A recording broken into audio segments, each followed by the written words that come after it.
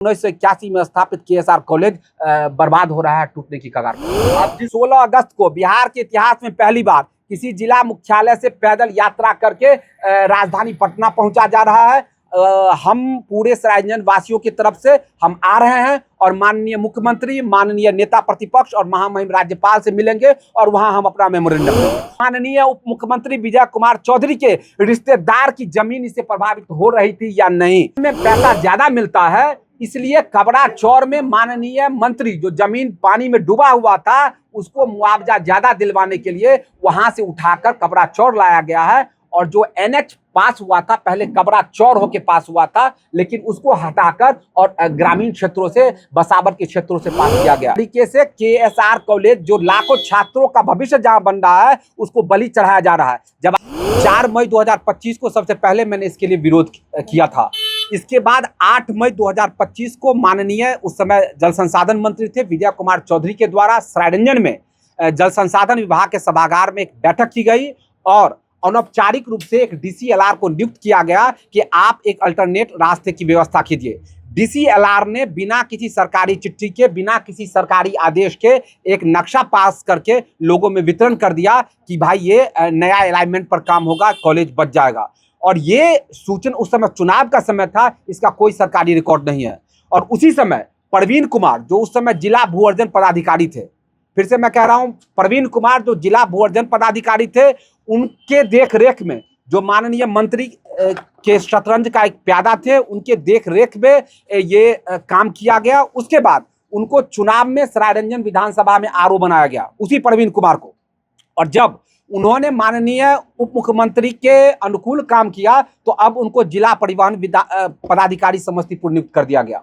आप इस क्रोनोलॉजी को समझिए। जो व्यक्ति भू अर्जन पदाधिकारी होता है, जिस पर यह आरोप लग रहे हैं कि उसने अलाइनमेंट चेंज माननीय उप मुख्यमंत्री के कहने पर किया, ये आरोप है, लग रहे हैं, उसी व्यक्ति को पहले सरायरंजन विधानसभा के चुनाव में आरओ बनवाया जाता है और अभी उनको जिला परिवहन पदाधिकारी बना दिया जाता है। और जब इस बात का हमने विरोध किया और इसी समय, ठीक इसी समय एक सरायरंजन में गंगसारा गांव है जहां 8 एकड़ सरकारी जमीन उपलब्ध थी, उस जमीन पर पावर प्लांट लगना था, वहां नहीं लगवाकर यह भी आरोप लग रहा है कि माननीय मंत्री ने अपने संबंधी के जमीन में लगवाया है, जहां 12 एकड़ जमीन सरकार को अर्जित करना पड़ा है, जिसमें सरकार के राजस्व की ज्यादा हानि हुई है।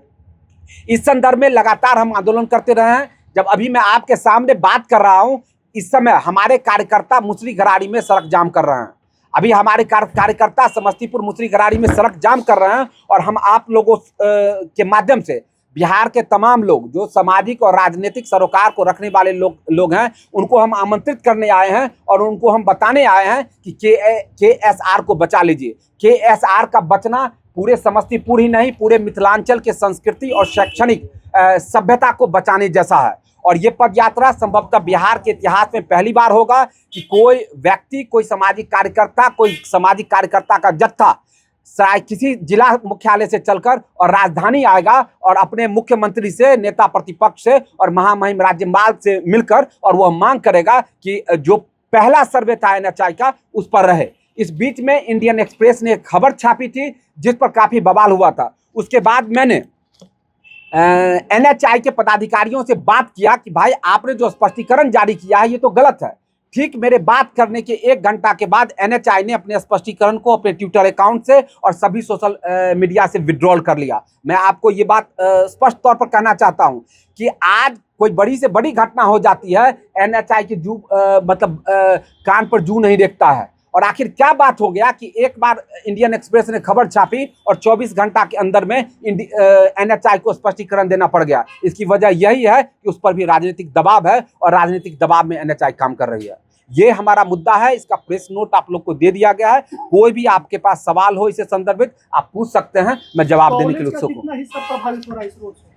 कॉलेज का जो इंटरमीडिएट का बिल्डिंग है वो समाप्त हो रहा है, कॉलेज का ग्राउंड समाप्त हो रहा है, कॉलेज की स्नातक का जो बिल्डिंग है वो समाप्त नहीं हो रहा है। लेकिन एनएचआई का जो ग्रीनफील्ड का रेगुलेशन 1956 3CDE कहता है, वो कहता है कि जहां ग्रीनफील्ड का निर्माण होगा उसके 70 मीटर के दायरे में, यानी 210 फीट के दायरे में कोई भी व्यावसायिक कार्य नहीं होगा। इसका मतलब है कि अगर ग्राउंड से निकल रहा है तो आज न कल वो मुख्य बिल्डिंग भी समाप्त होगा और इंटरमीडिएट का मुख्य बिल्डिंग भी समाप्त हो रहा है। नाम तो बताइए, नाम तो लीजिए उप मुख्यमंत्री का। मैं तो सीधे तौर पर कह रहा हूं, पूरे सरेआम सरायरंजन में इस बात की चर्चा हो रही है जो कथित तौर पर इसमें माननीय उप मुख्यमंत्री विजय कुमार चौधरी के संबंधी की जमीन जा रही थी, जिसको बचाने के लिए उन्होंने अलाइनमेंट को चेंज कराया है। ये मैं नहीं, पूरा सरायरंजन, पूरा समस्तीपुर दबे जबान नहीं खुले आम चर्चा कर रहा है। इस बात के लिए मैं मांग करता हूं कि आप एसआईटी, रिटायर्ड हाई कोर्ट के जज के नेतृत्व में आप एसआईटी का गठन कीजिए और दूध का दूध और पानी का पानी कीजिए कि क्या सही में इस बात की भी जांच होनी चाहिए स्पष्ट तौर पर कि कोई संवैधानिक पद पर बैठा हुआ व्यक्ति किस तरीके से अपने राजनीतिक पद का इस्तेमाल करते हुए और एनएचआई के रूट का अलाइनमेंट चेंज करवा देती है, जिससे ग्रीनफील्ड एक्सप्रेसवे की बात कर रहे हैं, उसका तो नोटिफिकेशन पहले ही हो चुका था एनएचआई के द्वारा। मैं फिर कह रहा हूं कि मैं ही नहीं, पूरे सरायरंजन के लोग किसी भी विकास कार्य का इस्तकबाल करते हैं, स्वागत करते हैं। विकास कार्य होना चाहिए और ग्रीनफील्ड भी होना चाहिए, लेकिन इसमें जो टेक्निकल आरोप लग रहे हैं कि जो पहला सर्वे हुआ था उस पहले सर्वे पर रूट बनना चाहिए। अगर पहले सर्वे पर रोड बनता है तो ना तो किसी गरीब गुरबा का घर जाएगा और ना ही केएसआर कॉलेज टूटेगा। लेकिन चूंकि उसमें कहा जा रहा है कि कथित तौर पर माननीय उप मुख्यमंत्री के रिश्तेदार की भूमि आ रही थी, उसको बचाने के लिए दोबारा सर्वे करके और अलाइनमेंट को चेंज किया। आप सरायरंजन से हैं तो आपको कोई आंकड़ा है कि विजय कुमार चौधरी जी के कितने परिवार लोग वहां पर रहते हैं और कौन से घर उनके परिवार के सदस्य? उनका घर नहीं है सरायरंजन, उनका घर उजियारपुर विधानसभा में क्योंटा में है। हम कह रहे हैं उनके संबंधी का, और इसका जी उनके संबंधियों का कह रहे हैं कि स्पष्ट तौर पे इंडियन एक्सप्रेस ने भी इस खबर को छापा है। और इंडियन एक्सप्रेस ही नहीं, सरेआम इस बात की चर्चा है कि उन्होंने अपने संबंधी की जमीन को बचाने के लिए, और इंडियन एक्सप्रेस ने खबर में यह भी कहा है कि संबंधी का नाम बॉबी ईश्वर है। ये इंडियन एक्सप्रेस की खबर है और सरेआम सरायरंजन में चर्चा है। कभी आप लोग जाइए और देखिए कि पहले सर्वे में सही में उस रूट में उस व्यक्ति का जमीन आ रहा है या नहीं आ रहा है।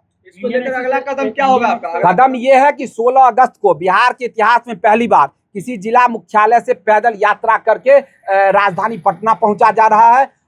हम पूरे सरायरंजन वासियों की तरफ से हम आ रहे हैं और माननीय मुख्यमंत्री, माननीय नेता प्रतिपक्ष और महामहिम राज्यपाल से मिलेंगे और वहां हम अपना मेमोरेंडम देंगे। और हम तब तक इस बात के लिए डटे रहेंगे जब तक कि इसकी स्वतंत्र निष्पक्ष जांच कराकर और पूर्व जो सर्वे किया गया था अलाइनमेंट को वहां नहीं पहुंचाया जाता। की जो खबर है उसमें यह भी है कि जब उनसे पूछा गया तो वो बोले कि जो नया वाला रूट में बन रहा है उसमें थोड़ा जमीन भी आ रहा है मेरे परिवार वाला का। ये भी आप मानते हैं कि इसमें थोड़ा आ रहा है तो पहले वाला ज्यादा आ रहा है? अब ये तो आप खुद जवाब दे रहे हैं, खुद वो जवाब दे रहे हैं। मैं भी यही कह रहा हूं कि उनके स्वार्थ की पूर्ति के लिए इंडियन एक्सप्रेस ने ही सिर्फ खबर नहीं छापी है, सरेआम पूरे सरायरंजन समस्तीपुर में चर्चा है कि किस तरीके से केएसआर कॉलेज जो लाखों छात्रों का भविष्य जहां बन रहा है उसको बलि चढ़ाया जा रहा है। जब आप लोग यहाँ हैं, मैं आपसे बात कर रहा हूं, हमारे कार्यकर्ता के साथ पुलिस, समस्तीपुर की पुलिस धक्का मुक्की कर रही है और हमारे कार्यकर्ता पूरे सरायरंजन के लोग मुसरी घरारी में जाम पर बैठे हुए हैं। मुसरी घरारी में NH-28 को वो उन्होंने जाम किया हुआ है। अच्छा, कबरा चौर का जो बात कही उसमें भूमि अधिग्रहण की क्या बात है?